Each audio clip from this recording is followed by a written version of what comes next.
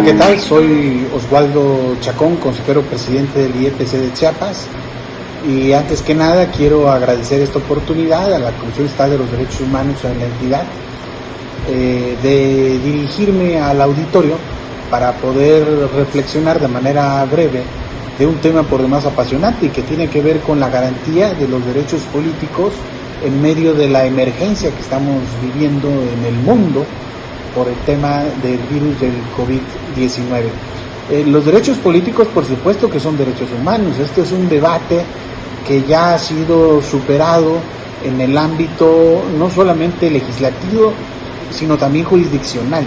Ya en los tribunales internacionales han reconocido a los derechos políticos como derechos fundamentales, no solamente porque están establecidos y reconocidos en las constituciones, sino por sus características. Son derechos que son esenciales para el desarrollo de las personas y, por supuesto, para hacer posible la democracia. No hay ninguna democracia en el mundo que pueda existir sin que exista la cualidad de ciudadanos. La existencia de ciudadanos y de ciudadanas es lo que permite que exista una democracia, porque la democracia es un sistema de gobierno construido a partir de las libertades, de las voluntades, pero sobre todo de la participación de quienes la integran. Y en ese sentido, los ciudadanos y las ciudadanas tenemos una serie de derechos que están establecidos en la Constitución y en las leyes, y que las autoridades competentes están obligadas a garantizar y a proteger. Hablemos, por ejemplo, del derecho a votar y ser votado, que es el derecho por antonomasia, el derecho tradicional en el ámbito político electoral. ¿Y qué pasa en esta emergencia que no permite que la vida pueda desarrollarse con normalidad y que nos obliga a estar en confinamiento en nuestras casas? ¿De qué manera puede garantizarse el derecho de votar y ser votado? ¿De qué manera podemos garantizar las instituciones que los ciudadanos van a poder tener ese derecho a integrar sus órganos de representación política y que no van a haber otras vías distintas a las elecciones para poder integrar esos espacios de representación? Ese es uno de los grandes retos que ahora se tiene en la emergencia. Hay algunos casos que se están presentando en la arena internacional muy interesante. Hay países que han decidido, por ejemplo Corea del Sur, sí llevar a cabo sus elecciones con algunos matices de seguridad, pero sí manteniendo el esquema tradicional. Y hay otros países que han utilizado un esquema que favorece el uso de las tecnologías, preferentemente el voto electrónico y en específico el sufragio, que es emitido a través del correo electrónico, como una vía de que las elecciones sí se lleven a cabo y no se restrinjan los derechos con motivo o justificación de la emergencia sanitaria. ¿Qué tenemos que hacer en este caso? Revisar las condiciones particulares en cada país, en cada estado, revisar nuestros contextos, nuestras posibilidades para materializar elecciones bajo estas características. Llevar a cabo elecciones con base a las nuevas tecnologías implica no solamente un gran desafío tecnológico, porque podemos construir el andamiaje tecnológico necesario.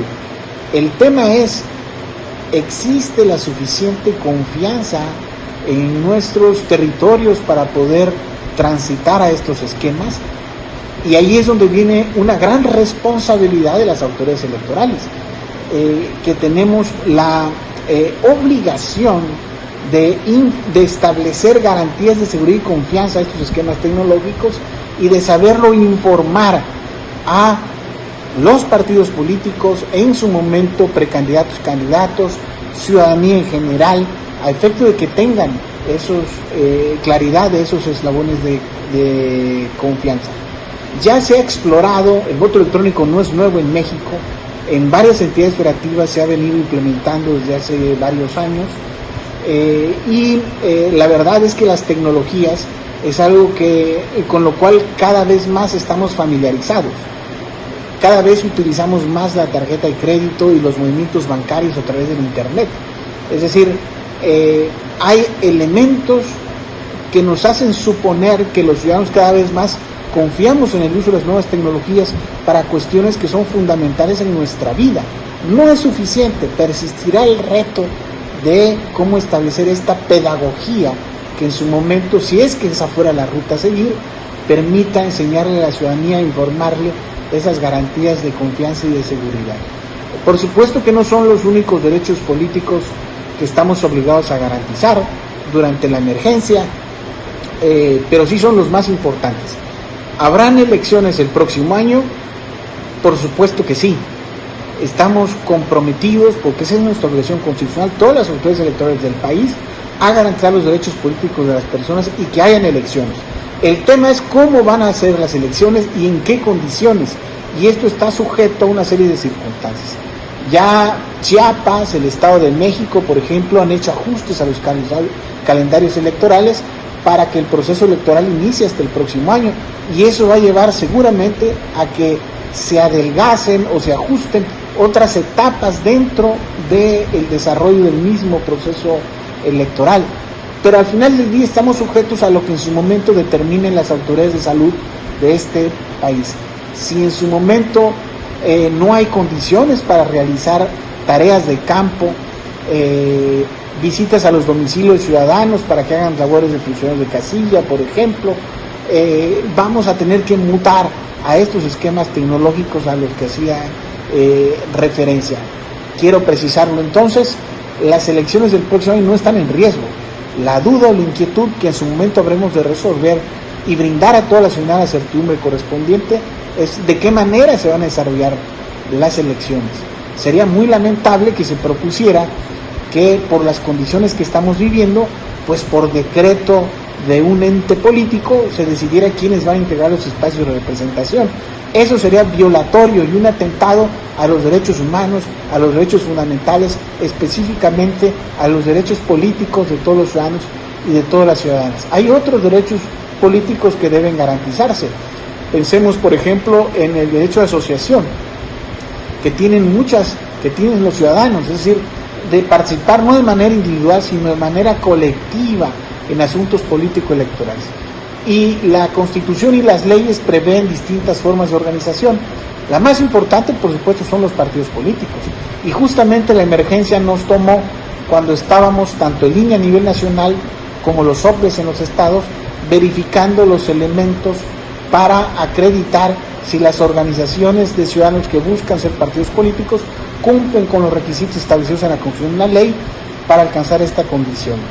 Vamos, por supuesto, utilizando el apoyo de las nuevas tecnologías, a llevar a cabo este proceso de verificación para que antes de que inicie el próximo proceso electoral, estas organizaciones ya tengan certeza respecto de sus solicitudes, son procedentes o no.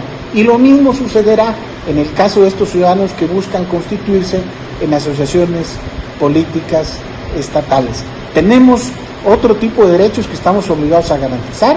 Pensemos en el derecho a la consulta que tienen los pueblos y las comunidades indígenas, y en ese sentido en Chiapas tenemos vigente algunas solicitudes. No es posible hacer las tareas de campo para avanzar en las mismas, pero vamos a pensar de qué manera también las nuevas tecnologías nos ayudan, nos dan instrumentos, nos dan herramientas a efecto de que podamos consolidar ese derecho consagrado en la Constitución y reconocido en los tribunales electorales y en el ámbito internacional.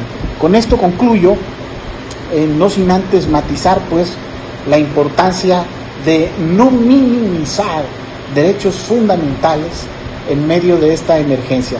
Por supuesto que ante un clima de urgencia inédito que amenaza nuestras vidas y nuestra salud como el que estamos viviendo, lo más importante es atender la emergencia, es proteger a la ciudadanía.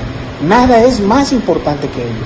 Pero ello tiene que ir en equilibrio, por supuesto, con la garantía de los derechos fundamentales que están establecidos y garantizados en la propia Constitución.